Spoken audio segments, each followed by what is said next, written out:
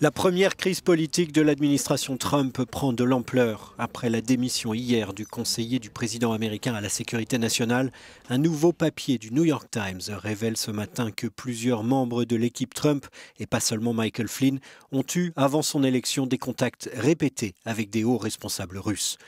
Le FBI et les agences de renseignement auraient intercepté ces communications au même moment où il était découvert que Moscou tentait de perturber l'élection américaine en piratant le bureau exécutif du Parti démocrate.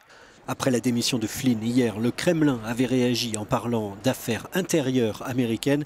Aujourd'hui, Moscou parle d'intox pour qualifier les informations du New York Times. La classe politique américaine est en émoi et pas seulement du côté démocrate. Écoutez Mitch McConnell, il est républicain et chef de la majorité au Sénat.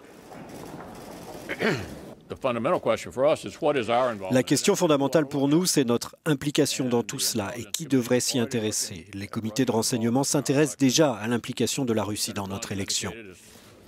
Réaction à présent du chef de la minorité démocrate au Sénat. Le général Flynn a-t-il été autorisé ou lui a-t-on demandé de faire ce qu'il a fait? Quelle a été l'étendue de ses contacts avec la Russie? Pourquoi n'ont-ils agi que quand ils ont été pris en train de mentir aux médias?